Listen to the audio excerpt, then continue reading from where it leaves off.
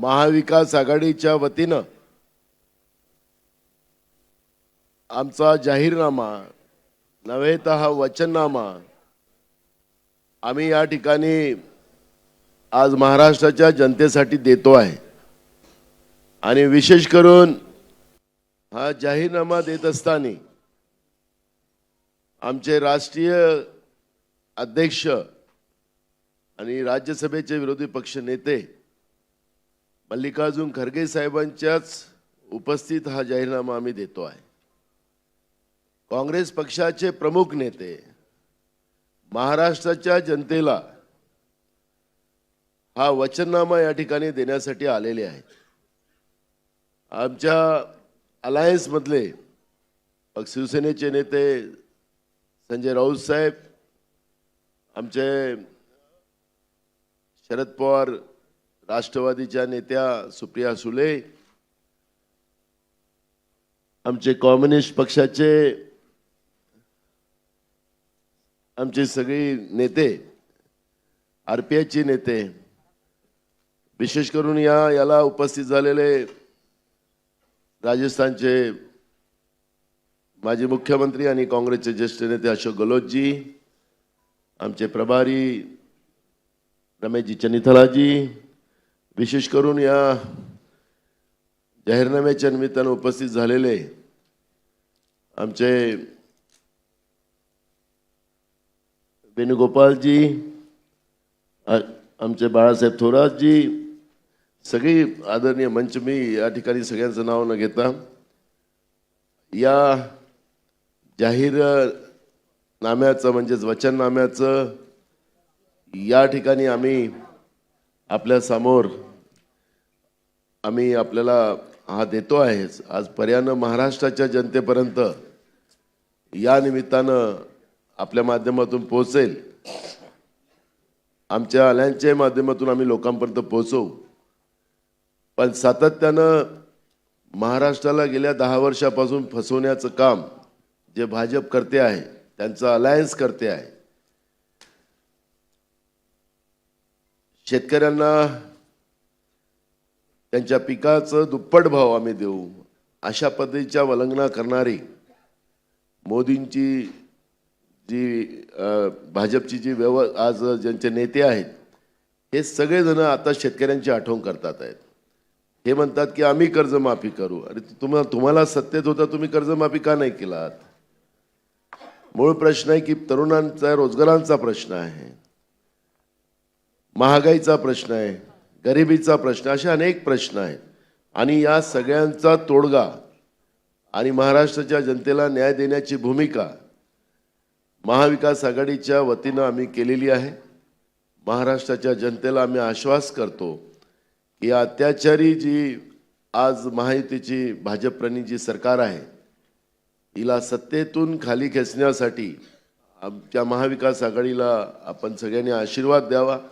आणि आम्ही हा जो जाहीरनामा आणि वचननामा या ठिकाणी आमचे राष्ट्रीय अध्यक्षजी मल्लिकार्जुन खरगे साहेब आता जे या ठिकाणी त्याचं जाहीर करणार आहे, त्या दृष्टिकोनातला एक संदेश महाराष्ट्राच्या जनतेला आदरणीय मल्लिकार्जुन खरगे साहेब देतील अशी मी त्यांना विनंती करतो।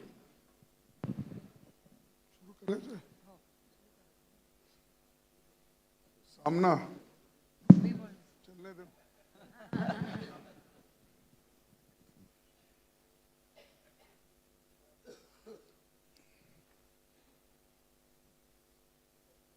आज इस मंच पर उपस्थित हमारे महाराष्ट्र विकास आघाड़ी के सभी नेतागण और यहाँ पर उपस्थित सभी पार्टी के नेतागण और मीडिया के हमारे दोस्तों और सभी साथियों, आज हम महाराष्ट्र चुनाव घोषणा पत्र आपके सामने रख रहे हैं। इससे पहले हमारे गारंटीज उद्धव ठाकरे जी, शरद पवार जी, राहुल गांधी जी और मैं, इस 4 नेता मिलके एक एक मुद्दे पे वहां पर आपको सारी चीजें बताई थी। लेकिन आज हमारा जो घोषणा पत्र डिटेल में है वो आपको बाद में मिलेगा, और उससे पहले मैं आपको चंद बातें, मोटी मोटी चीजें बताऊंगा। और ये ज्यादा बॉम्बे के बारे में बोलने का मुझे कोई ज्यादा ये नहीं, क्योंकि आप सब लोग जानते हैं और हमको सभी को जानकारी है। महाराष्ट्र में सभी लोग बॉम्बे की तरफ देखते हैं और सारी दुनिया के लोग और पूरे भारत के लोग भी बॉम्बे की तरफ देखते हैं। आर्थिक दृष्टि से, एम्प्लॉयमेंट दृष्टि से, मैन्युफैक्चरिंग दृष्टि से, इन्वेस्टमेंट दृष्टि से, सारे जो भी बदलाव होते हैं, सामाजिक बदलाव, इसके बारे में भी महाराष्ट्र सबसे आगे है। तो ये महाराष्ट्र का चुनाव ये बहुत ही महत्वपूर्ण चुनाव है देश के लिए। ये सिर्फ महाराष्ट्र के लिए नहीं है या सिर्फ दल बदलू लोगों के लिए नहीं। ये जो चुनाव है ये देश का भविष्य बदलने वाला चुनाव है। अगर महाराष्ट्र में अब की गवर्नमेंट को अगर हम हटाएंगे और महाराष्ट्र विकास आघाड़ी के सरकार को लाएंगे, तभी यहाँ पर एक स्टेबल, अच्छी गवर्नमेंट, अच्छा गवर्नेंस हम दे पाएंगे। इसीलिए जनता के दृष्टि से भी, महाराष्ट्र के लोगों के दृष्टि से भी ये इम्पोर्टेंट है, और महाराष्ट्र के लोगों के लिए भी, किसानों के लिए भी इम्पोर्टेंट है, और देश के नौजवानों के लिए भी बॉम्बे की आवश्यकता है। और मुंबई में हर आदमी कुछ आशा लेके देश के विभिन्न भाग से आते हैं, और एक कहावत है हमारे तरफ, जो भी बॉम्बे जाएगा वो भूखा नहीं मरेगा। कुछ ना कुछ काम मिलेगा और सस्ते से सस्ता दाम पे भी खाना मिलेगा। जहां पर हम बैठे हैं महंगाई से महंगा खाना भी नहीं मिलेगा। तो हर आदमी यहाँ जी सकता है, हर एक को अकोमोडेट कर सकते हैं, और ये है इंक्लूसिव ग्रोथ वाला सिटी। तो इसीलिए हम ये चाहते हैं कि इस बार हमारे जो घोषणा पत्र है इसका महाराष्ट्र नामा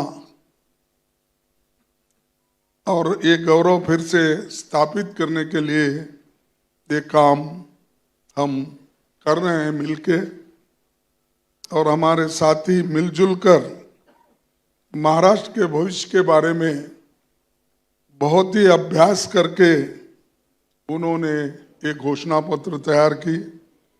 और उन सब सदस्यों को और चेयरमैन को मैं अभिनंदन करता हूं। उनको अपना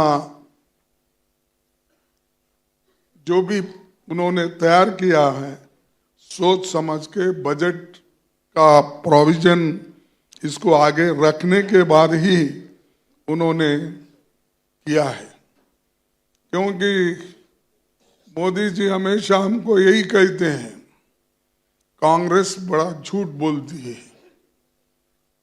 कुछ करती नहीं है। और हमने क्या किया, कल हमारे चीफ मिनिस्टरों ने पूरी चीजें आपके सामने रखी।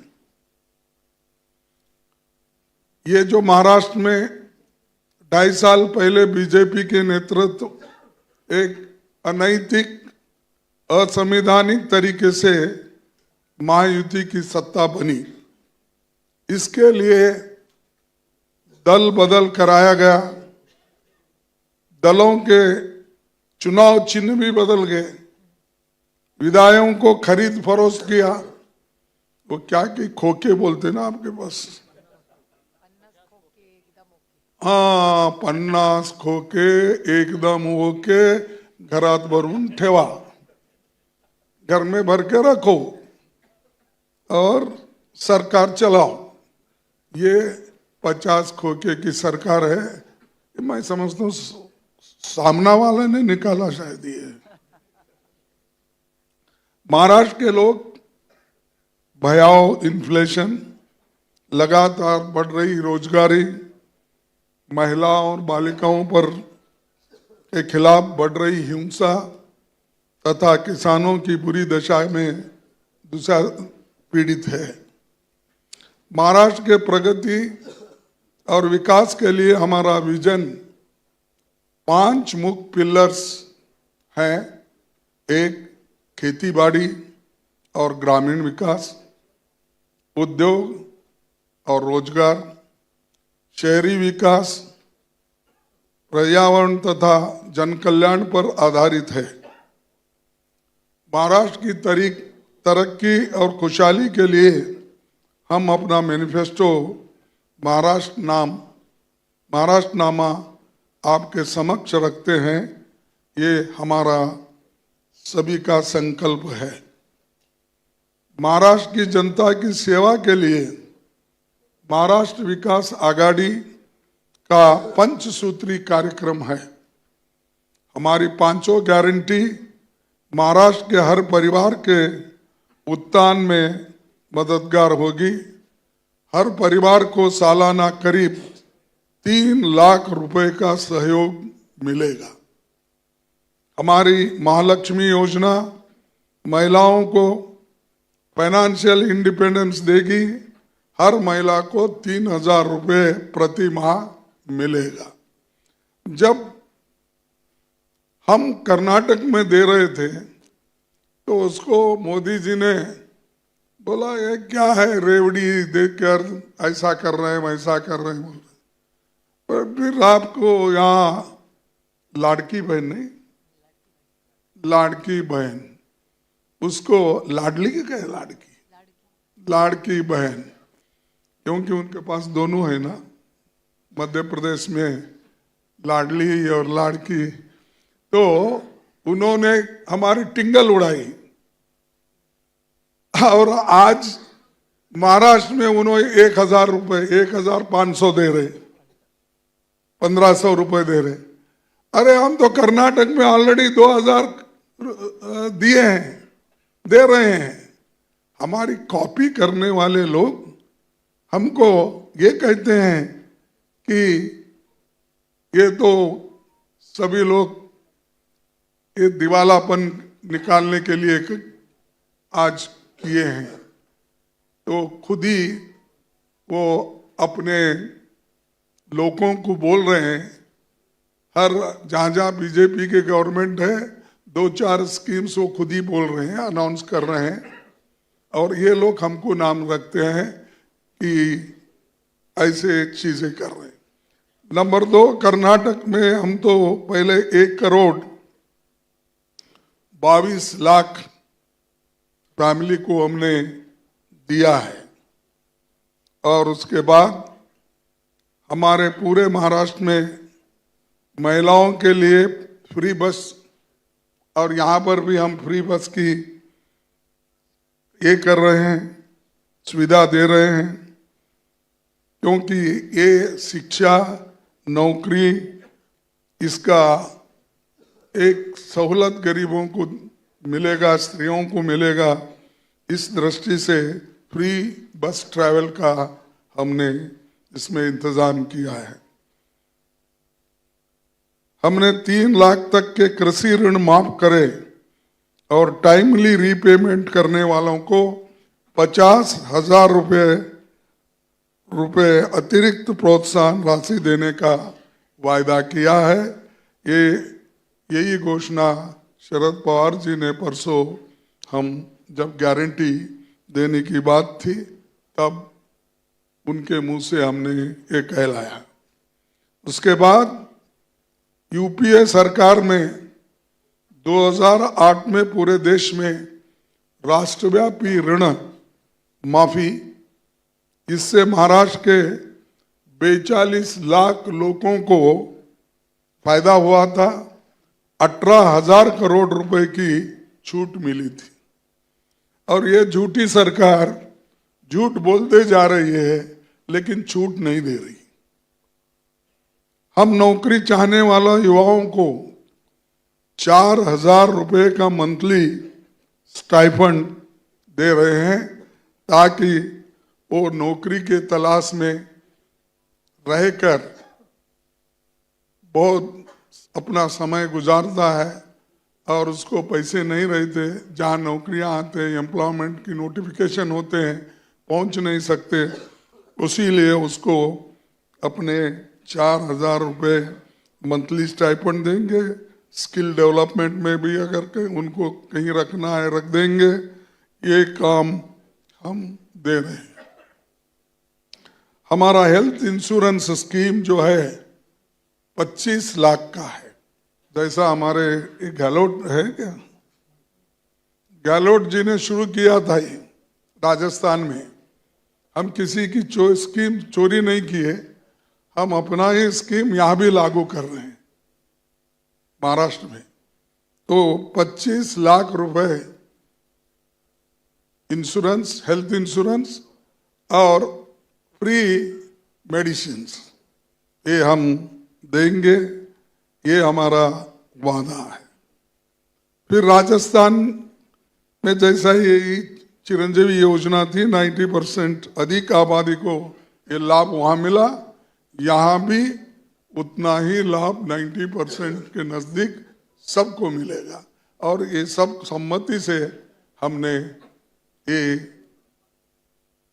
स्कीम लागू करने का तय किया है। अब समाज में जितने भी बाधाएं हैं, सबको उन बाधाओं को निकाल के फेयर अपॉर्चुनिटी देना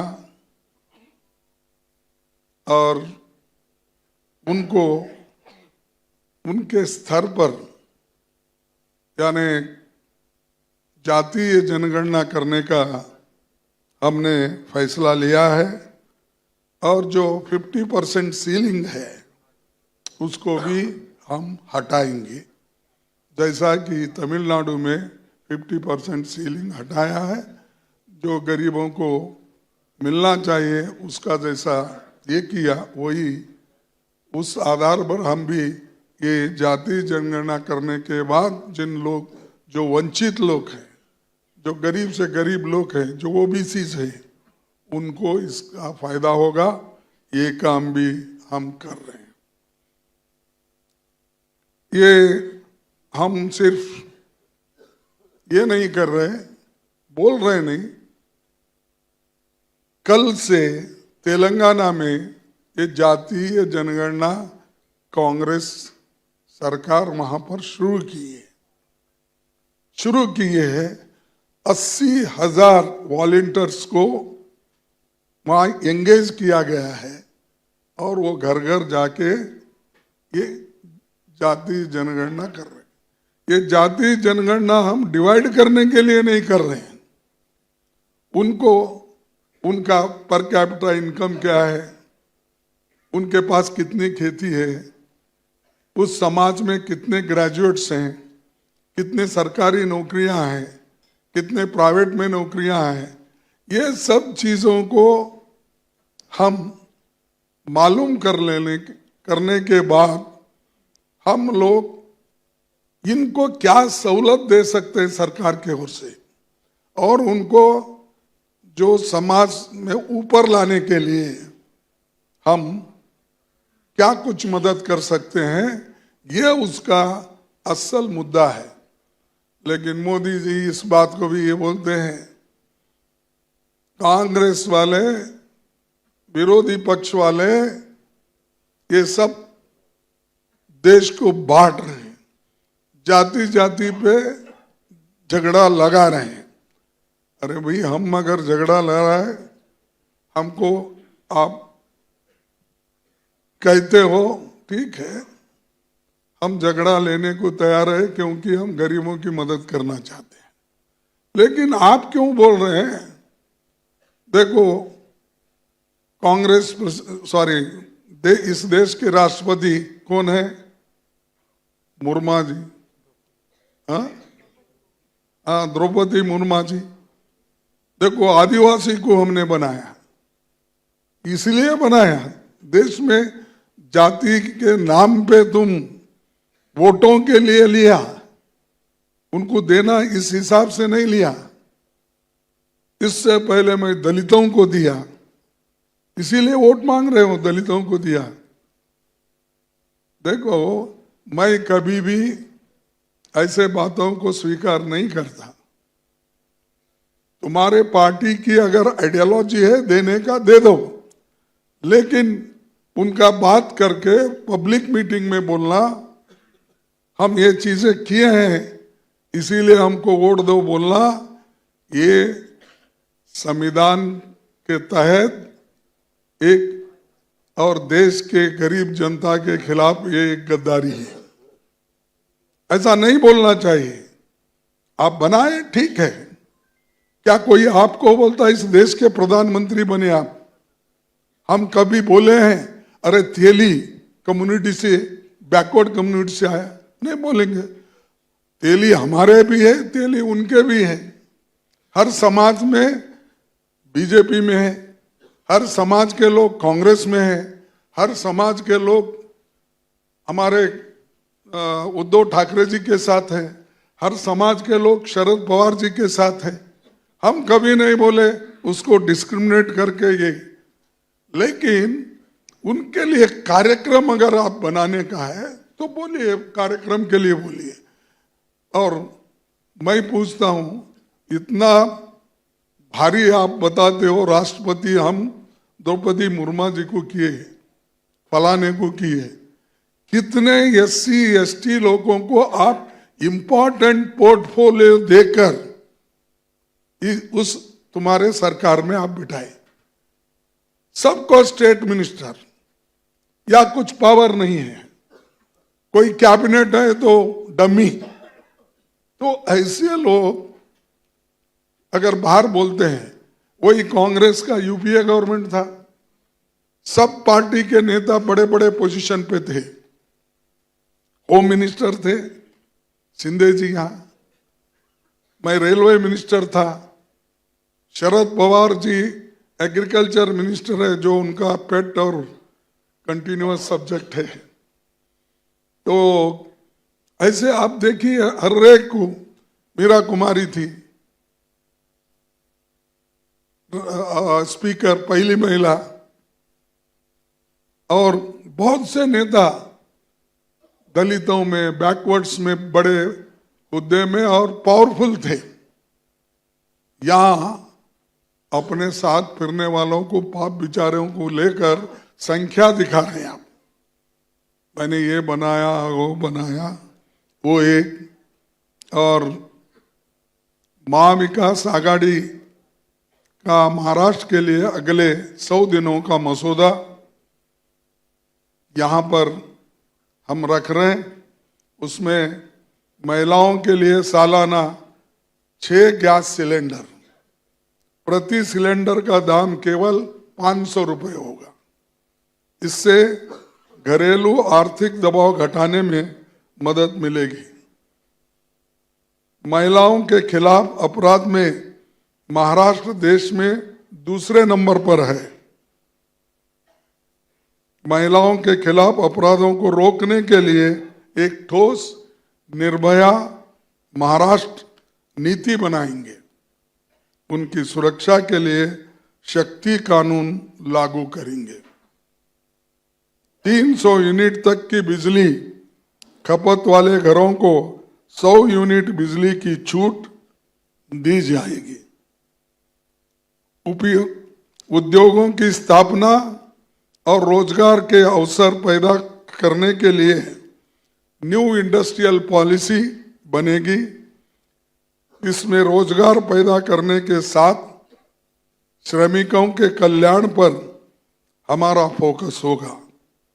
हम तत्काल 2.5 लाख खाली पड़े हुए गवर्नमेंट जॉब्स को भरने की Maharashtra state MPSC exam process आरंभ करेंगे।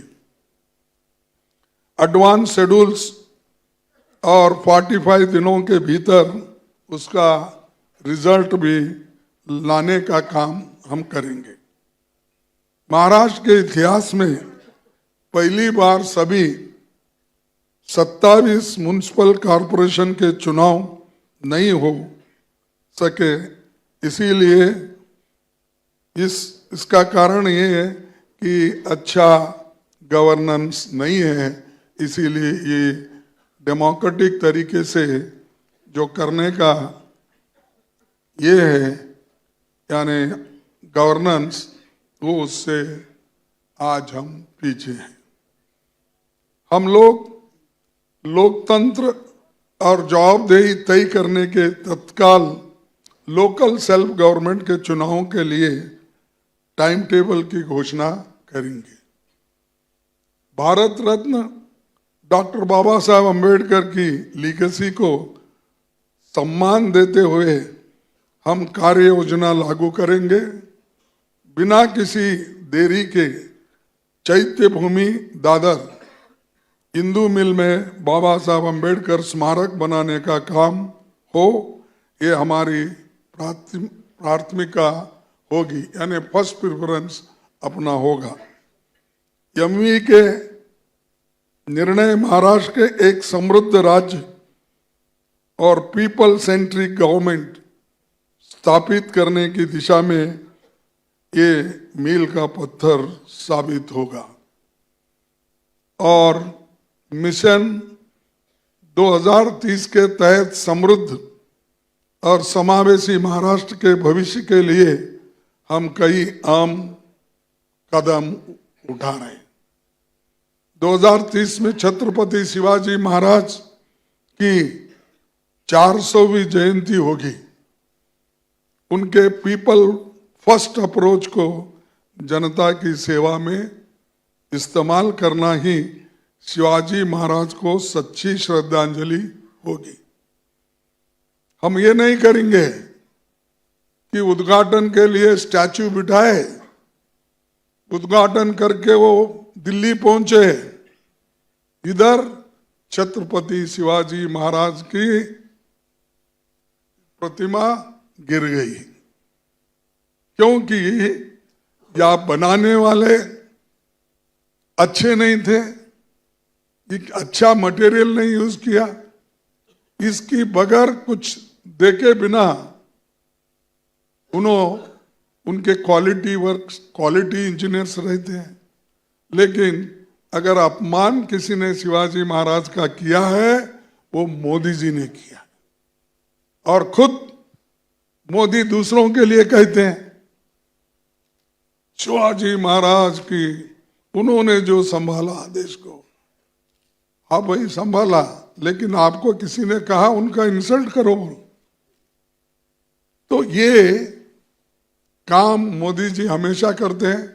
क्या है कि उनका हाथ गुण अच्छा है, कैसा है मुझे मालूम है, लोग बोलते हैं कहाँ भी हाथ लगा है वो गिर जाता है। शिवाजी के पुतले को हाथ लगा के उद्घाटन करके गिर गया। राम मंदिर को हाथ लगाया, वहां पर टपक रहा है पानी। और पार्लियामेंट को हाथ लगाया, मैंने किया, ठीक है भाई आपने किया, लेकिन टपने का काम क्यों किया? टपकाने का पानी। अब वो बोल रहा है महंत वहां का, नहीं मैं पत्थर वो सब चेंज करके मुझे लगाना पड़ रहा है। तो राम मंदिर अयोध्या में। और दूसरा ये मुरबा में भी वो उद्घाटन करने वाले थे, उससे पहले वो भी कोलैप्स हो गया। इनके पांव गिरते ही हर जगह कोलैप्स हो रहे। बुलेट ट्रेन आपके लिए साहब, हमारे लिए नहीं हो।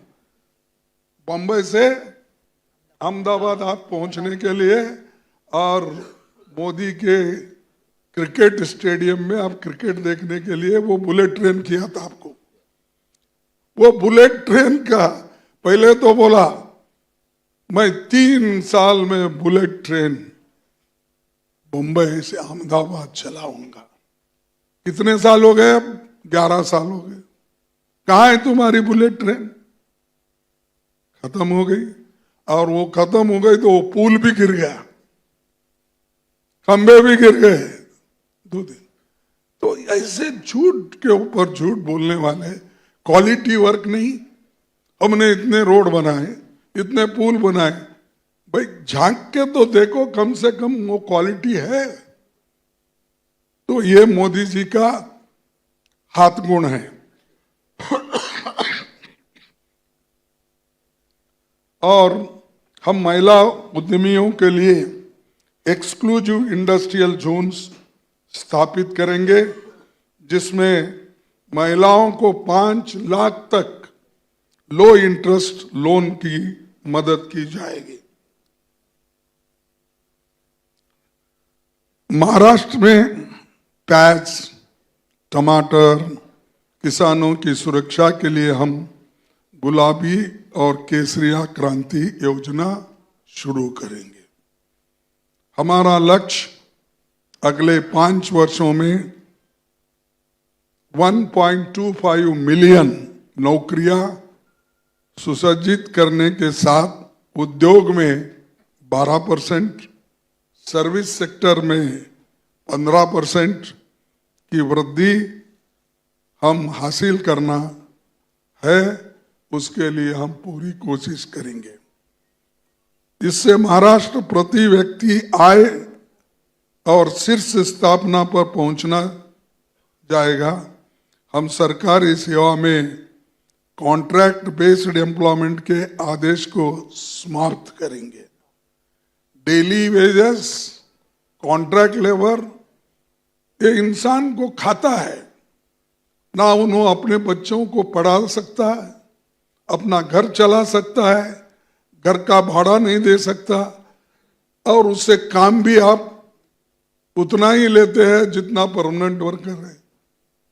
उसको क्यों आप परमानेंट नहीं कर रहे?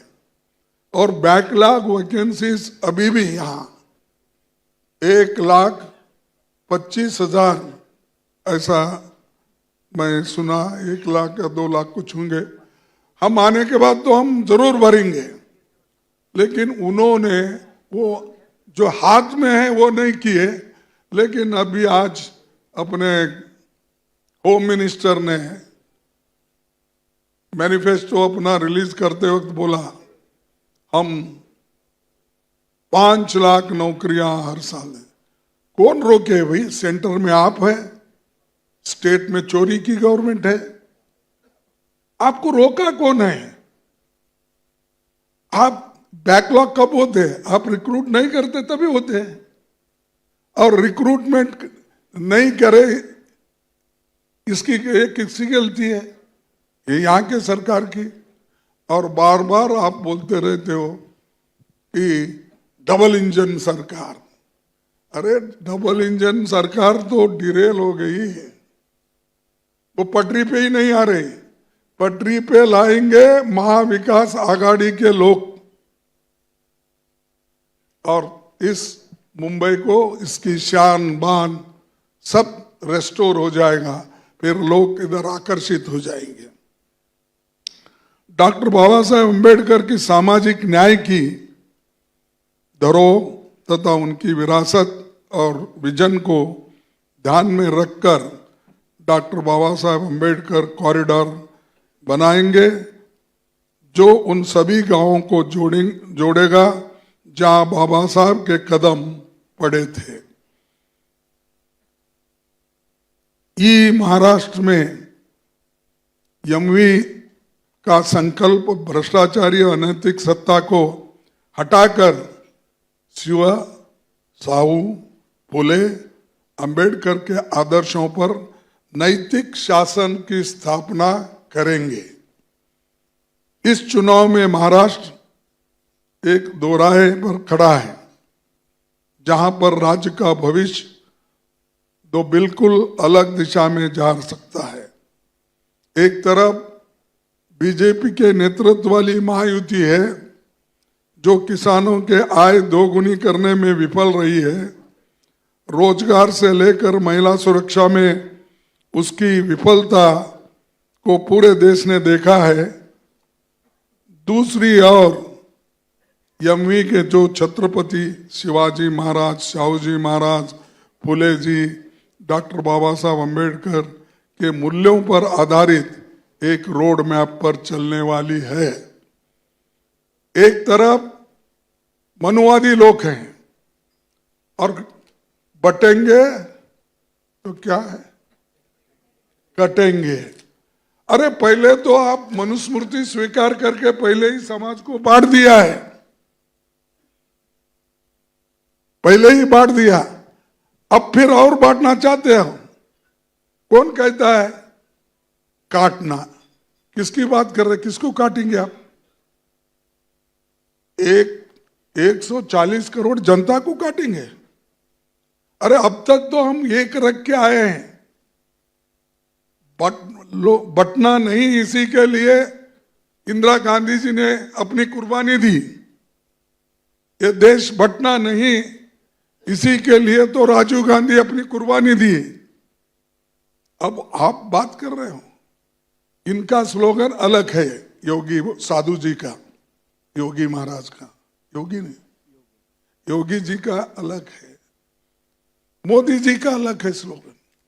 एक है तो सेफ है, सेफ, ये सेफ नहीं बोले वो, हिमाचल की सेफ है बोले। तो इनका स्लोगन चलेगा, अब क्या उनका चलेगा मुझे मालूम नहीं है। हम तो ये चाहते हैं देश हमेशा एक है, एकता के लिए हमने जान कुर्बानी की है, आजादी के लिए हमने जान कुर्बानी की है और हमारे लोग लड़े हैं, आजादी मिली है। जिन्होंने आजादी दिलाई उनको ही आप मारने वाले लोगों में से हो, मैं ये कहूंगा। तो इसीलिए जरा जो भी बात करेंगे बड़े होशियारी से अगर करेंगे तो अच्छा होगा। और ये जो बातें, भड़काऊ बातें वो कर रहे हैं वो अच्छा नहीं, इससे लोगों को आप प्रेरित कर रहे हो, कहो ऐसा। और हम तो सस्टेनेबल इंक्लूसिव नीतियों को अपनाकर आगे बढ़ रहे हैं। और महाराष्ट्र के हर नागरिक को भी मैं अपील करूंगा आपके माध्यम से कि महाविकास आघाड़ी को आप वोट देकर मजबूत बनाइए। इसमें सब अच्छे विचार हमारे इसमें हैं और सभी कुछ इसमें लिखा है। मैं माफी चाहता हूं कि आपका समय बहुत लिया मैं, लेकिन एक बात बोल के मैं खत्म करूंगा। मोदी जी कहाँ गए, वहां रेड बुक की बात करते हैं, रेड कॉन्स्टिट्यूशन। अरे रेड का, अब ताई आपका भी स्टेटमेंट आया है, आप भी उसको सपोर्ट कर रहे हैं, उनको नहीं हमको सपोर्ट कर कि वो कॉन्स्टिट्यूशन में है, वो हैंडबुक है और वो हैंडबुक हैंडी रहता है, इसलिए वकील पूरे यहाँ पर है, बड़े बड़े वकील, वो अपने रेफरेंस के लिए साथ में रखते हैं। कोई इतना बड़ा कॉन्स्टिट्यूशन जो हमको दिया जाता है पार्लियामेंट चुन के जाने के बाद बड़ा बड़ा, तो वो कोई भी साथ में उतना लेके नहीं जाता, कोई वकील भी नहीं लेके जाता। हैंडबुक जो कॉन्स्टिट्यूशन का है लेके कॉन्स्टिट्यूशनल एक्सपर्ट्स जो भी उसका रेफरेंस देते हैं। लेकिन मोदी जी, मैं उनको क्या बोलूं, आप लोग बहुत गुस्सा करते हो क्योंकि थोड़े लोग उसके बहुत ही प्रेमी हैं, क्या बोलते हैं आप लोग, अंधभक्त आहेत. अंधभक्ताला खरं बघितलं तर बाळासाहेब थोरातचे ते काय म्हणतात, नाना काय आजोबा, वो कभी अंधभक्त नहीं थे. हाँ, तो अंधभक्तों को जगह नहीं. तो इसीलिए ये अंधभक्त है क्या है मुझे मालूम नहीं.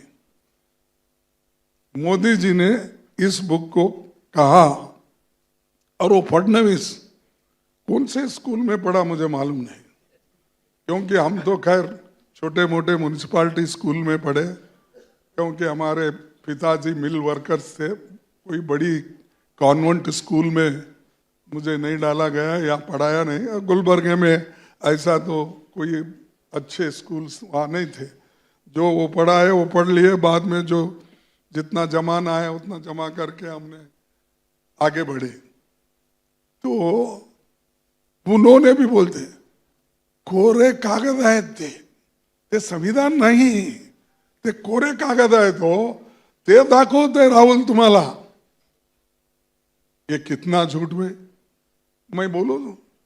इसीलिए मैं बार बार बोलता हूं कि वो झूठों का सरदार है.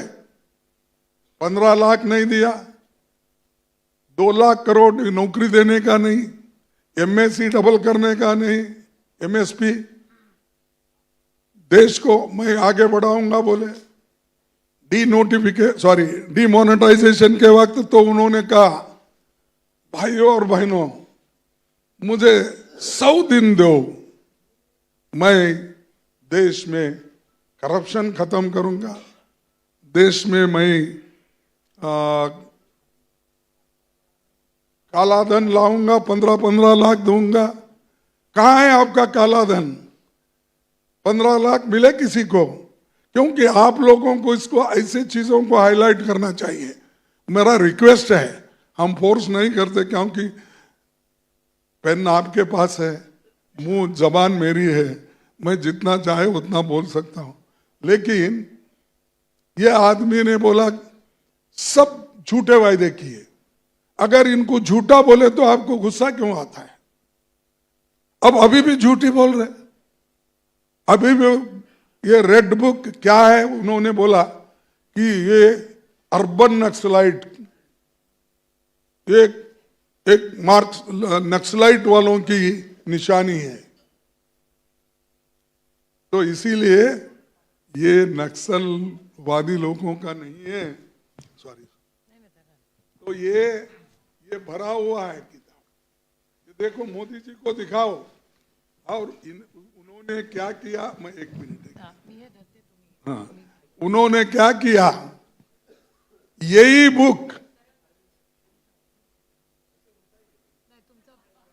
बरोबर आहे. तिथला फोटो बरोबर ये आहे. नक्सलवादियों की निशानी बोले वो, ऐसा लेके अर्बन नक्सलाइट का वो काम करते हैं बोल रहे.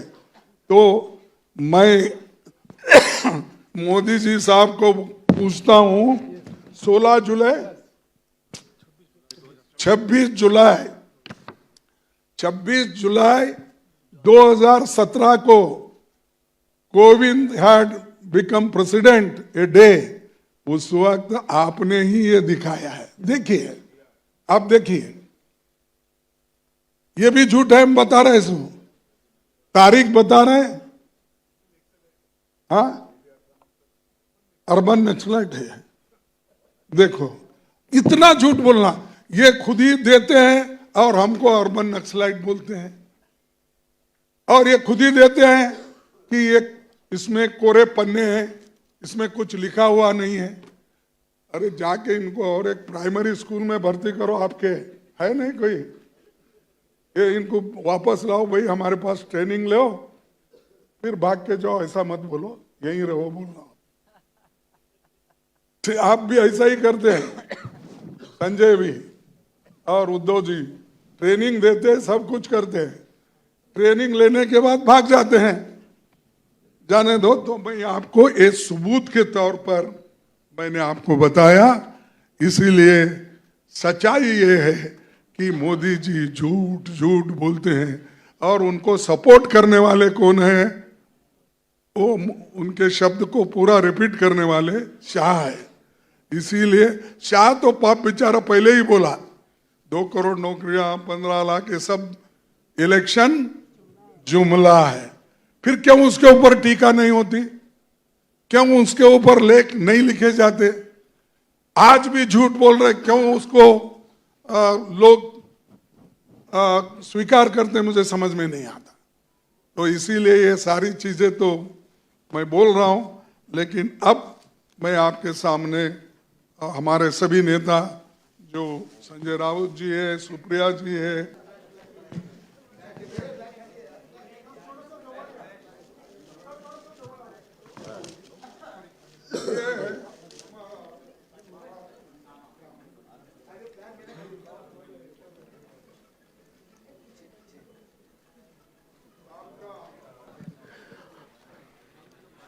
महाराष्ट्रनामा तयार करण्यासाठी महाविकास आघाडीच्या वतीनं राज्याचे माजी मुख्यमंत्री पृथ्वीराज चव्हाण साहेब, वंदनाताई चव्हाण आणि सुभाष देसाई यांच्या एक कमिटी आम्ही तयार केलेली होती, आणि त्या कमिटीच्या माध्यमातून महाराष्ट्रनामा तयार करत असताना उज्ज्वल महाराष्ट्र, अव्वल महाराष्ट्र हा त्याचा आमचं ध्येय आहे। आणि ह्या ध्येयाच्या ला सामोर ठेवून, उज्ज्वल महाराष्ट्र आणि अव्वल महाराष्ट्राला ध्येयाला सामोर ठेवून आम्ही हा महाराष्ट्रनामा आपल्या समोर आता सादर केलेला आहे। आणि त्याच्यातल्या आज पृथ्वीराज चव्हाण साहेब त्यांच्या मतदारसंघात काही रॅलीज आहेत, त्याच्यामुळे ते येऊ शकले नाहीत, पण आमच्या या कमिटीच्या सदस्या खासदार वंदना चव्हाण आहेत, ते थोडक्यात यांचं पॉइंटेड आपण काही मुद्दे आपण पत्रकार परिषदेच्या समोर मांडावं। हा, धन्यवाद। सर्व उपस्थित बसू का? बसू। सर्व उपस्थित मान्यवर, आदरणीय खरगे साहेब, आदरणीय सुप्रियाताई, आदरणीय संजय राऊतजी, तिन्ही पक्षाचे सर्व नेते मंडळी, अतिशय आनंद होतोय की आम्हाला हा महाराष्ट्रनामा तयार करण्याची संधी पक्षांनी दिली, आणि अनेक लोकांकडनं हा अतिशय इन्क्लुझिव्ह अँड पार्टिसिपेटरी असा हा मॅनिफेस्टो तयार केला आहे। लोकांकडनं त्यांच्या सूचना मागून आम्ही हा मॅनिफेस्टोची तयारी केलेली आहे। अधिक बोलणार नाही आहे, पण कारण खरगे साहेबांनी अनेक मुद्दे या ठिकाणी मांडलेत, काही जे महत्त्वाचे वाटतात ते मी आणि राहिलेत ते मी मांडू इच्छिते। पहिल्या प्रथम उत्तम प्रतीचं जीवन जगणं आणि महाराष्ट्राला आत्मसन्मान जपणं हा महाराष्ट्राचा धर्म आहे, आणि महायुतीच्या काळात आपण बघतोय ही संपूर्ण घडी विस्कळीत झाली आहे। मी त्याच्या मागचा बॅकग्राऊंड सांगणार नाही, पण डायरेक्टली आम्ही ह्या मॅनिफेस्टोमध्ये काय लिहिलं आहे त्याच्याकडे येते। त्याच्यामध्ये महिला, शेतकरी, युवक, शिक्षण, आरोग्य, उद्योग, व्यवसाय, शहर विकास, सामाजिक न्याय, जनतेच्या हितासाठी जे काय करायचं आहे ते मुद्दे, सुशासन आणि महाराष्ट्राचा स्वाभिमान जपणं या पद्धतीचे मुद्दे मांडलेले आहेत। या मॅनिफेस्टोमध्ये, ह्या महाराष्ट्रनामामध्ये 3 भाग आम्ही केलेले आहेत। एक 5 गॅरंटीज काही दिवसापूर्वी ऑलरेडी जाहीर झाल्या। या मॅनिफेस्टोमध्ये आम्ही पहिल्या 100 दिवसात आम्ही सत्तेमध्ये आल्यानंतर काय करणार ह्याची सूची केलेली आहे। त्याच्यानंतर मिशन 2030 पॉलिसी म्हणून आम्ही पुढच्या 5 वर्षात काय करू इच्छितो ह्याची आम्ही ह्या ठिकाणी नमूद केलेलं आहे.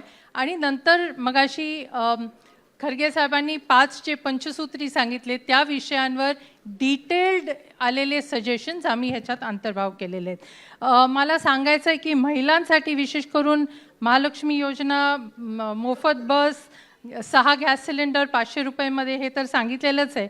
पण महाराष्ट्रातल्या आमच्या भगिनीला आम्हाला निर्भय करायचं आहे आणि स्वावलंबी करायचं आहे. त्यासाठी विशेष करून तरतूद केली आहे. त्याच्यामध्ये अनेक गोष्टी आहेत. त्याच्यामध्ये निर्भीड आणि धीट महिला असावी, शक्ती बिलची अंमलबजावणी असावी, सुरक्षितता वाढावी, सेफ सिटीज फॉर विमेन ह्या संकल्पनेमध्ये शहरांना सुद्धा सेफ करावं. त्याचप्रमाणे शाळांचं, कारण लहान मुलींवर होणारे शाळेमध्ये अत्याचार फार वाढलेले आहेत आणि त्याच्यासाठी सेफ्टी ऑडिट शाळांमध्ये व्हावं, ह्या दृष्टीने एक नवीन संकल्पना त्या ठिकाणी मांडली आहे. महिला आणि बालकल्याण मिनिस्ट्री आहे. मुलींवर, मुलांवर, छोट्या मुलींवर अनफॉर्च्युनेटली त्यांना व्हॉइस नाही आहे आणि म्हणून त्यांच्यासाठी स्पेशल मिनिस्ट्री व्हावी. महिला बालकल्याणमधनं बालकल्याण काढून त्याची वेगळी मिनिस्ट्री व्हावी, हा एक नाविन्यपूर्ण ह्या ठिकाणी कल्पना आम्ही ह्या ठिकाणी मांडलेली आहे.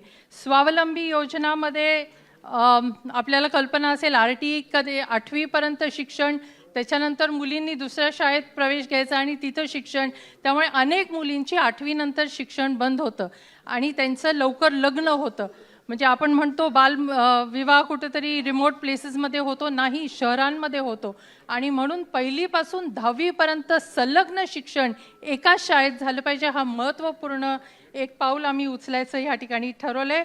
स्वयंरोजगारासाठी 5 लाख रुपयाचं कर्ज, त्याचप्रमाणे त्यांना स्पेशल MIDCsमध्ये जागा, बचत गटांसाठी स्वतंत्र विभाग, या पद्धतीच्या काही गोष्टी आम्ही नमूद केलेल्या आहेत. सार्वजनिक स्वच्छतागृह महिलांसाठी फार महत्त्वाची असतात. हाकेच्या अंतरावर स्वच्छतागृह असावी, हे आम्ही नमूद केलं आहे. मासिक पाळीबद्दल कोणी बोलत नाही, पण मला आवर्जून ह्या समोर बोलायचं आहे की मासिक पाळीच्या दिवसात 2 दिवस ऐच्छिक रजा ही आम्ही ह्या ठिकाणी मांडली आहे. 1870मध्ये जपानमध्ये ही संकल्पना सुरू झाली. आता भारत देशात काही मोठ्या कंपनीज ही संकल्पना स्वतःहून व्हॉलंटरीली पुढे घेत आहेत. परंतु हा कायदा आणि ही पॉलिसी महाराष्ट्रात व्हावी. महाराष्ट्र हे पहिलं राज्य असं असावं ज्याच्यामध्ये ही संकल्पना राबवली जाईल, ह्या पद्धतीची संकल्पना आम्ही मांडलेली आहे.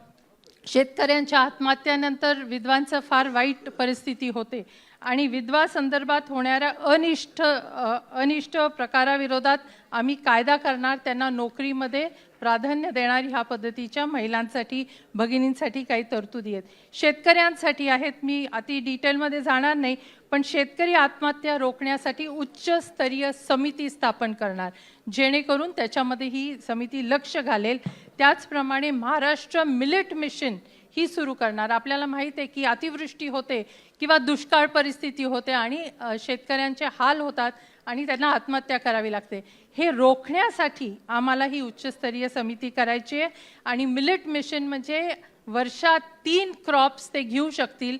Millets are not only nutritional, they are not only short term, and they not only provide cash to the farmers. ह्या दृष्टीने आम्हाला त्याच्यावर पुढाकार घ्यायचा आहे. ठिबक सिंचन, रस्ते, दिवसा वीज मिळावी, त्याचप्रमाणे अनेक मराठवाड्यात कापूस संशोधन केंद्र वगैरे वगैरे तुम्हाला ह्या पुस्तकात बघायला मिळेल. संत घाटगे महाराज ग्राम स्वच्छता योजना अतिशय यशस्वी होती, ती पुन्हा सुरू करणं आणि महात्मा गांधी तंटामुक्त अभियान पुन्हा सुरू करणं, हे सुद्धा आम्ही ह्या मॅनिफेस्टोमध्ये लिहिलेलं आहे. युवक आणि बेरोजगारांसाठी मगाशी खरगे साहेबांनी सांगितलं 2.5 लाख जागांची भरती करणं, 12.5 लाख युवकांना नोकरीसाठी नवीन जॉब्स निर्माण करणं, MPSCची प्रक्रिया, 1 टाइम स्मार्ट कार्ड, एकदाच त्यांनी पैसे भरायचे आणि they can appear for all exams in that 1 year. शिष्यवृत्ती वाढवणं, महाराष्ट्र युवक रोजगार मिशन, ज्याच्यात नॅशनल इंटरनॅशनल लेवलला रोजगार कुठे उपलब्ध आहे ते माहिती करणं, स्टार्टअपसाठी त्यांना माहिती करून देणं. युवा आयोग सुरू करणार आहोत. युवा आयोग जसा महिला कमिशन आहे, विमेन्स कमिशन आहे, चिल्ड्रन्स कमिशन आहे, तसा युवा आयोग नव्याने सुरुवात करण्यात येईल. ह्या पद्धतीचा आम्ही त्या ठिकाणी गोष्टी मांडलेल्या आहेत. जबाबदार आणि सुजाण नागरिक निर्मितीसाठी शालेय स्तरापासून संविधान भान वाढवण्यासाठी विषयांमध्ये अभ्यासक्रमामध्ये ती जागा त्या ठिकाणी ठेवली जाईल आणि त्या पद्धतीचे कार्यक्रम आखले जाईल. आरोग्यविषयी सार्वजनिक आरोग्य सेवा यंत्रणा विकसित केली जाणार. ॲनिमिया कुपोषण मुक्त महाराष्ट्र व्हावं यासाठी पुढाकार घेणार. मानसिक आजारावर कोणी बोलत नाही त्याच्यासाठी आम्ही पावलं उचलणार. ह्या पद्धतीच्या अनेक योजना ह्या ठिकाणी आहेत. रिक्त पदंसुद्धा आरोग्य खात्यात ताबडतोब भरणार ह्या पद्धतीचे सुद्धा गोष्टी समाविष्ट आहेत. उद्योग व्यवसायासंदर्भात नवे औद्योगिक धोरण साहेबांनी सांगितलं. त्याच्यामध्ये MSME आणि इंडस्ट्री ही एक कॉमन मिनिस्ट्री आहे, पण त्याच्यातली मायक्रो आणि स्मॉल मिनिस्ट्री सेपरेट आउट करणार आहोत, कारण त्याला फार मोठा फटका बसतो. त्याच्यात रोजगार फार मोठ्या संख्येमध्ये निर्माण झालेला असतो. त्याला सूक्ष्म आणि छोटे उद्योगांसाठी वेगळी मिनिस्ट्री करून त्याच्यावर रोजगार मिळेल ह्या दृष्टीने पुढाकार घेणार. नवीन तंत्रज्ञानाचं प्रोत्साहन देणार, like internet of things, AI, AR, VAR, automation, robotics ह्याच्यावर सुद्धा भर देणार. मोदी सरकारने केलेले 4 श्रमहित महाराष्ट्रातले जे कायदे आहेत ते महाराष्ट्रात आम्ही नाकारणार.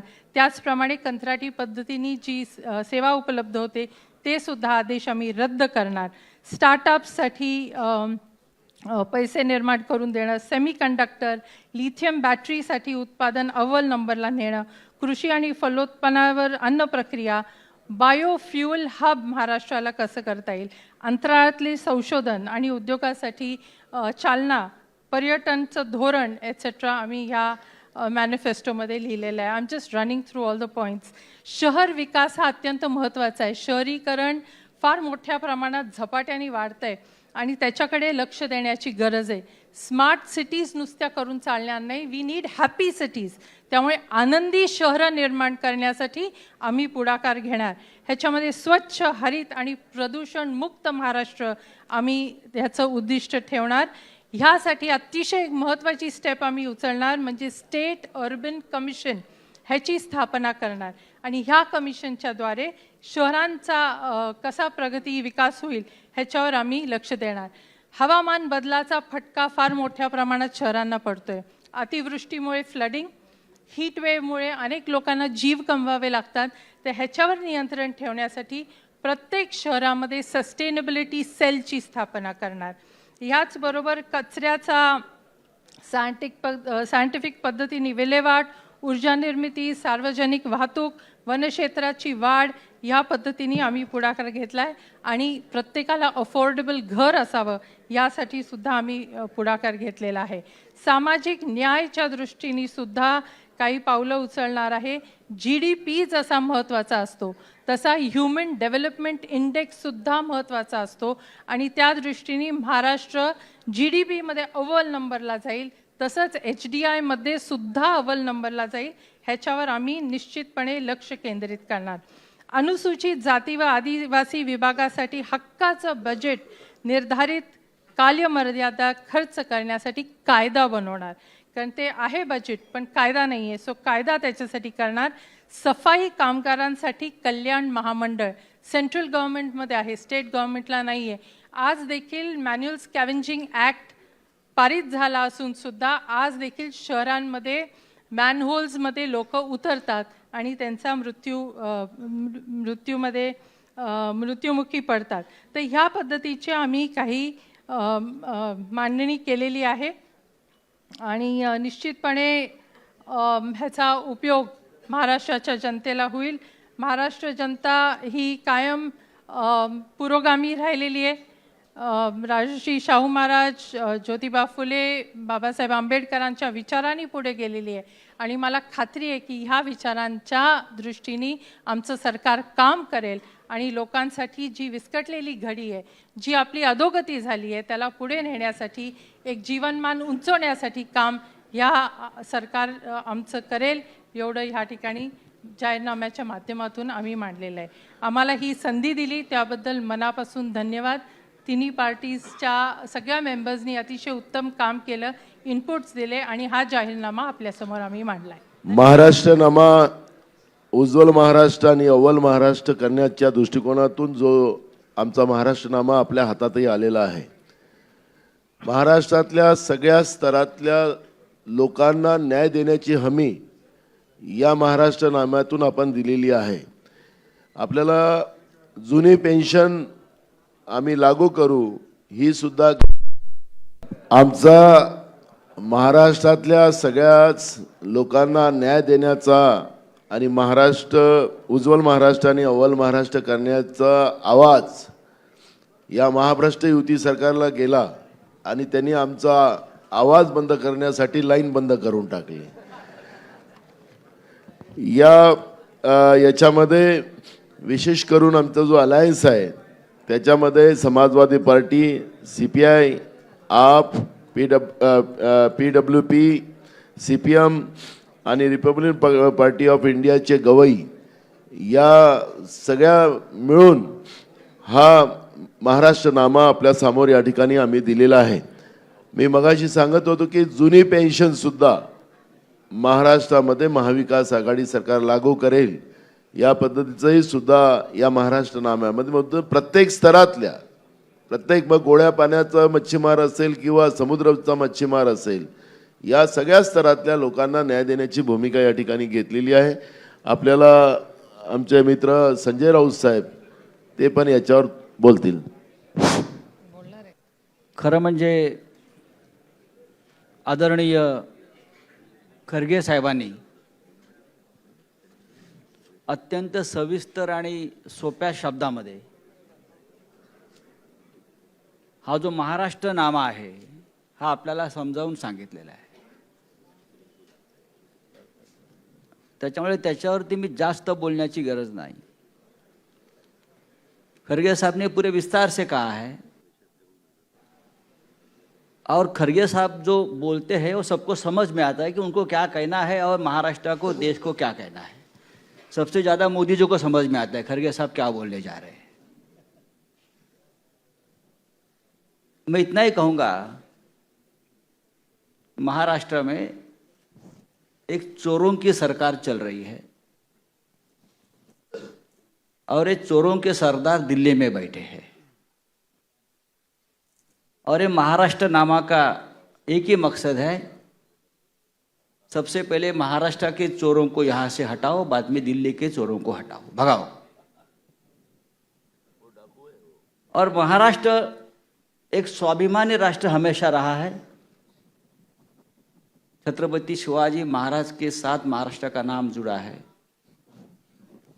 तो महाराष्ट्र कभी किसी का गुलाम नहीं बनना चाहता, ना गुलामी करेगा. और ये महाराष्ट्र नामा में हर जो बात रखी है वो स्वाभिमान की बात है. हम अपने पैरों पे खड़े रहेंगे, हम आपकी गुलामी नहीं करेंगे. दूसरी बात है जो खरगे साहब ने भी कही, नरेंद्र मोदी जी और अमित शाह जी आजकल डेरा डालकर महाराष्ट्र में बैठे हैं. दिल्ली में कब जाते हैं पता नहीं आजकल ये लोग. और नया नारा दिया है, एक है तो सेफ है. तो हमने कल कहा है, मोदी जी जब तक आप महाराष्ट्र में आते रहेंगे हम अनसेफ रहेंगे, आप मत यहाँ आइए. तो ये महाराष्ट्र नामा उसी के लिए है. हमारे सभी साथियों ने, कांग्रेस, राष्ट्रवादी कांग्रेस, शिवसेना और सभी हमारे जो और भी समाजवादी पार्टी, शेतकरी कामगार पक्ष, RPI, गवई गट और भी हमारे जो है सभी ने इस महाराष्ट्र नामा बनाने में हमको बहुत कोऑपरेशन किया है. मैं सबका आभारी हूँ. और आपके माध्यम से मैं आह्वान करूँगा कि पूरी चीज़ें जो महाराष्ट्र के लिए बनी है, देश के लिए भी है, वो आप जनता तक पहुँचाइए. थैंक यू, धन्यवाद. या ठिकाणी आपल्याला मोजून 5 प्रश्न आपल्याला मांडायचे आहेत आणि आम्ही उत्तर देऊ. तर आपण ते ठरवा थोडंसं, कारण की पहिलेच प्रेस वाढलेली आहे, त्याच्यामुळे जास्त वेळ आपलाही जाता कामा नये. त्यामुळे अतुल त्यांना माईक द्या.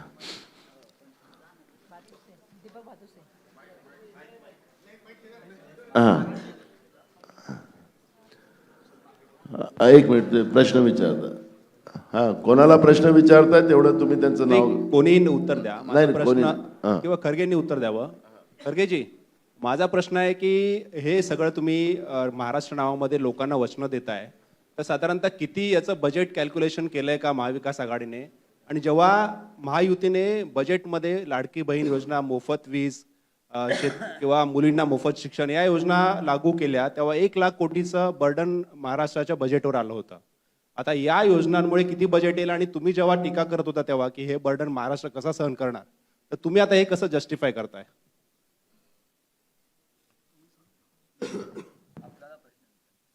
मला विचारलंय, पण मी महाराष्ट्रात MLA सीटला उभं राहिलं, प्रचाराला आलो. ठीक आहे, ते मला संबंध नाही, तरी मी सांगतो, बजेट तुम्ही आम्हाला सरकार द्या, आम्ही तुम्हाला बजेट देतो आणि मी डिटेल बजेट देतो. म्हणजे महिलांना किती खर्च येईल.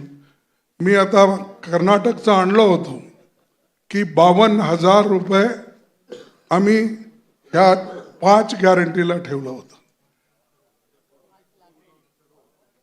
52,000 करोड आम्ही ठेवलं होतं. आणि त्याच्यात तुम्हाला सांगतो, आजपर्यंत गृह ज्योतीमध्ये 5,015 ठेवलं होतं, 2,709 करोड खर्च केला. शक्तीमध्ये म्हणजे फ्री ट्रॅव्हल वुमेन जे आपण इथे सुद्धा करत आहोत, 5,015 कोटी बजेटमध्ये अलोकेशन केलं. 2,709 करोड त्याला खर्च झालाय. गृहलक्ष्मी 2,000 ईच फॅमिली, त्याच्यामध्ये 28,608 करोड. आणि आता खर्च झालाय आतापर्यंत 13,451. आणि Annabhagya additional 5 kg of food आपण 7 करत आहोत. तर 8,087 89 काय 79 करोड. ते पण मी मराठीत बोलायला ते हे बोलायला ना, आकडे बरोबर आहे. हा, होय. आणि एक्सपेंडिचर झालं 2,582 करोड आतापर्यंत. तर युवा निधी म्हणजे युवकांना मदत करण्यासाठी ते 650 करोड ठेवलं होतं, त्याच्यात 108 करोड आहे. हे आहे आमची बजेटमध्ये नमूद केलेले आकडे आणि खर्च केलेले सुद्धा आमचे आकडे आहेत. तसंच तुम्ही आम्हाला द्या सरकार, निश्चित बजेटचं कॉपीज देऊ आणि ते आम्ही मोदीसारखं खोटं बोलणार नाही. त्यांनी खोटंही बोलतोय, वरून रेटूनही बोलतोय. आम्ही ते करणार नाही. आम्ही सरळ बोलणार, जे होतंय ते करणार, जे होत नाही ते सांगणार. आता आपण नरेगाचं सांगितलं, UPA गव्हर्नमेंटमध्ये मी असताना सुद्धा आम्ही केलं. त्याच्यानंतर फूड सिक्युरिटी ॲक्ट, सगळे लोक म्हणत कुठले पैसे आणणार. अहो, आम्ही आणलं, दिलं. लोक आज भरपूर आपलं पोट भरून घेतात. फूड सिक्युरिटी आणलं, त्या हेल्थ मिशन आणलं, त्याच्यानंतर कंपल्सरी एज्युकेशन आणलं. जिथं तुमचं मन आहे, तुम्ही डिटरमाइन केला गरीबाला मदत करायचं म्हणून, तिथं निश्चितच मार्ग निघतंय. ते तुकारामाचं एक हे आहे ना, सेइंग काहीतरी आहे, रगडीता वाळूचे तेलही गळे. हा, काय? अरे हा, अरे वाळू रगडून तेल काढायचं साध्य आहे म्हणून तुकाराम सांगितल्यानंतर आम्हाला हे 5 गॅरंटी द्यायला शक्ती नाही. जरूर देऊत आपण. खरगे साहेब, अगदी छोट्या म्हणजे खरगे साहेबांची माफी मागून थोडंसं एक ॲडिशन करते. पुण्याचा जो रस्ता आहे ना तो 18,000 कोटी रुपयाचा होता, त्याचा कॉस्ट एस्किलेशन 20,000 कोटी रुपयांनी वाढलंय. त्याच्यामुळे म्हणजे माझ्या स्वतःच्या मतदारसंघाचा कागदपत्राचा मी तुम्हाला देऊ शकते. जर हे इन्फ्रास्ट्रक्चर प्रोजेक्टमध्ये हे जे कॉस्ट एस्किलेशन बंद झालं ना, तर खडगे साहेब म्हणतायत त्याच्या 10 पटीने विकास या राज्यात. महाराष्ट्रात भ्रष्टाचार बंद झाला की आपोआप सगळं बजेट लोकांसाठी लागेल. खरगे Next. साहेब, हॅलो. महाराष्ट्रात पहिल्यांदा पाहायला मिळतंय की काँग्रेसचे जवळपास देशातले सगळेच नेते जे आहेत ते महाराष्ट्रामध्ये तळ ठोकून आहेत. कुठतरी हरियाणा आणि इतर राज्यातली पुनरावृत्ती होऊ नये म्हणून काळजी घेतली जाते का महाराष्ट्रातले नेते कुठतरी कमी पडतायत म्हणून सगळी ही फौज दिमतीला येते? असं नाही होत. ते वेगळ्या वेगळ्या राज्यात अनेक वेगळे वेगळे प्रश्न असतात, समस्या असतात, त्याला त्या रीतीनं बघावं लागतं. आणि ठीक आहे, आपण तिथं आम्हाला हरवलं गेलं. नॅचरली त्याला काय काय उपयोग केलं ते आता मी सांगून फायदा नाही, कारण एकदा जर आपण ते सांगत गेलो तर आता तुम्हीच म्हणाल, तुम्ही जिंकला तर असं म्हणता, हरला तर तसं म्हणता. त्यासाठी त्या भानगडीत मी पडत नाही. इथं जे आलो, इथं इलेक्शन चाललंय, नॅचरली आम्ही तरी आलो, इथं काही लोक आलो, पण प्राईम मिनिस्टरनी बाय इलेक्शन मध्ये फिरून आलेत पार्लमेंटच्या. हा ऐकला कुठं? मी तरी जवळजवळ 54 वर्ष ऍक्टिव्ह MLA MLC नाही MP नी निवडत येत आहे. आणि ह्या वेळेला पहिल्यांदा मी राज्यसभा मेंबर झालेला आहे. तर माझं सांगणं असं कोणी केलं नाही केव्हाही. तर हे बाय इलेक्शनमध्ये येतात, कॉर्पोरेशन इलेक्शनमध्ये येतात, MLA इलेक्शनमध्ये येतात, आणि त्यांचं राज्य टिकतंय म्हणून कुणी सांगितलं तर पंचायत इलेक्शनमध्ये सुद्धा उद्या येतील. Sir, this question is addressed to Mr. Singhvi. What is this narrative about EVM machines having a 90% battery resulting in win of BJP candidates and 70% battery resulting in win of Congress candidates? How do you prevent this thing, or have you given up at the results of Haryana? Well, this is the new technology which Edison never had in mind when he invented batteries. All I can say is that free and fair elections are based on EVM machines. EVM machines therefore go straight to the basic structure of the Constitution, because without free and fair elections there cannot be fair democracy. We have taken it up. My colleagues have taken it up. You have seen the kind of replies we have received. Those replies insult not only the Congress party's intelligence, nation's intelligence, but they also are an insult to the Constitution. We will continue with our campaigns, but at the moment we are not in any manner diluting our resolve to fight this election to the fullest, but we will keep this abhiyan on. खड़गे साहब left में. अब उधर divert मत कीजिए. महाराष्ट्र के election के बाद हरियाणा मैं आपसे विनती करता हूँ हाथ जोड़ के कि महाराष्ट्र को सीमित, और हमने जो बात बताई और महाराष्ट्र नामा के ऊपर जो भी आपको पूछना है तो मैं जो समझ में आया मैं तो बोला हूँ. हमारे राउत जी है, प्रिया सुले जी है, और भी हमारे नेता लोग हैं, आप पूछ सकते हैं. आपको फिर ज्यादा तकलीफ नहीं देना चाहता. समदत खड़गे साहब, जिस तरह से हाँ जी, लाड़की बहन योजना जैसे यहाँ लॉन्च की महायुति ने, कर्नाटक में आपने शुरू की सबसे पहले, तो क्या इस तरह की योजनाओं से जो है मतदाताओं को प्रभावित किया जा सकता है? क्या इसके ये जो है एक वोट बैंक का जो एक सेंटर बन गया है क्या इस तरह की योजना है?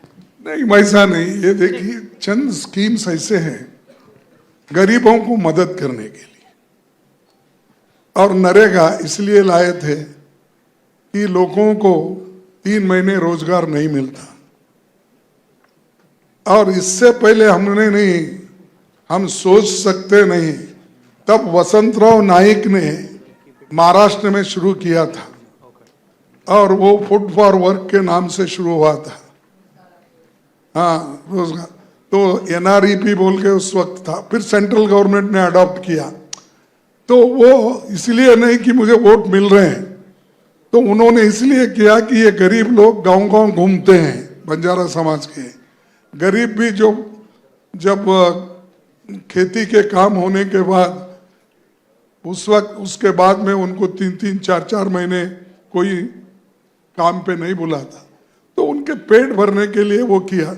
वैसा ही आज महिलाओं के लिए बहुत से गरीब लोग, गरीब महिलाएं, उनको पति जो कमाता है वो लाके नहीं देता। आप देखते हैं वो कहीं किसी दुकान पे जाता है, खुद भी काम करता है, उसकी वाइफ काम करती है, इसके बावजूद घर को खाली हाथ आता है। तो ये सब रोकने के लिए उनके हाथ में डायरेक्ट अगर पैसे गए तो वो घर तो संभाल सकती है, अपने बच्चों को एटलीस्ट 2 वक्त का खाना कुछ ना कुछ उसको मिलता है। इस दृष्टि से किया गया है, सिर्फ वोटों के लिए नहीं।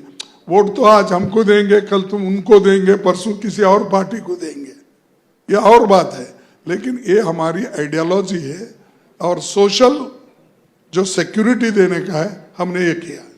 संजय राउत एक मिनट, हाँ दाना, एक महाराष्ट्र उलेमा काउंसिल का एक पत्र बहुत वायरल हो रहा है, तो सच्चाई क्या है इसमें कि क्या एमपीए ने समर्थन देखो, किया है, क्या ये है? चुनाव के समय में इस तरह का फेक नैरेटिव हिंदू मुस्लिम करने की बीजेपी की पहले से ही आदत है। जनता के जो मूल इशू है, जो मोदी जी और बीजेपी ने महाराष्ट्र की जनता को आश्वस्त किया था, उस विषय पे वो बात ही नहीं कर रहे हैं। जब भी चुनाव आए कि हिंदू मुसलमान पे बात करते हैं। चुनाव इस तरह के धर्म के आधार पर डाइवर्ट बीजेपी नहीं कर सकती है, हम उनके लाइन पे नहीं जा सकते। हम जनता, और जिस तरह से महाराष्ट्र को बेचकर गुजरात को देने का काम जो बीजेपी यहाँ कर रही है, उसको कतई हम लोग मान्य नहीं करेंगे और उसी लाइन पे हम ये चुनाव लड़ेंगे। हिंदू मुसलमान पे नहीं जाएंगे और ये फेक नैरेटिव बीजेपी के पास रहने दो। संजय राउत सर, राउत साहेब sir, vote of thanks Balasaheb Thorat sir केंद्रीय गृहमंत्री अमित शहांनी उद्धव ठाकरेंना प्रश्न विचारलाय की हिंदू हृदय सम्राट बाळासाहेब ठाकरे असतील, नाहीतर स्वातंत्र्यवीर सावरकर असतील, यांच्याविषयी काँग्रेसचे नेते 2 मिनिटं चांगलं बोलू शकतात का, असा सवाल त्यांनी उपस्थित केलेला आहे। आणि ते म्हणतात की राम मंदिर असेल, 370 कलम हटवण्याच्या अमित शहाना महाराष्ट्र अजून कळलेला नाही, एवढंच मी सांगेन। छत्रपती शिवाजी महाराजांचा ज्या प्रकारे त्यांनी अपमान केलेला आहे त्याच्यावर आधी बोला। अमित शहाना सांगा की छत्रपती शिवाजी महाराजांचा पुतळा ज्या भ्रष्टाचारामुळे कोसळला आहे, या देशाच्या इतिहासामध्ये कधी घडलं नव्हतं। अमित शहाने कृपया त्याच्यावर बोलावं। धन्यवाद। सर, महाराष्ट्रामध्ये ड्रग्ज आजच्या वार्ताहर परिषदेसाठी अखिल भारतीय काँग्रेस कमिटीचे सन्माननीय अध्यक्ष आदरणीय मल्लिकार्जुन खरगे साहेब, त्याचप्रमाणे शिवसेनेचे खासदार संजयजी राऊत, राष्ट्रवादी काँग्रेस पक्षाचे आदरणीय आमच्या सुप्रियाताई, तसंच दिल्लीवरून आलेल्या सर्व आमचे नेते मंडळी, हे सर्व उपस्थित राहिलेले आहेत। आमचे राज्याचे पुढारी मंडळी उपस्थित राहिली, त्याचबरोबर आपण सर्वजण प्रेसचे सर्व प्रतिनिधी आपण उपस्थित आहात। आपल्या सर्वांचे आम्ही महाविकास आघाडीच्या वतीनं आभार मानतो आणि जेवणाची व्यवस्था आहे, जेवण घेऊन जावे।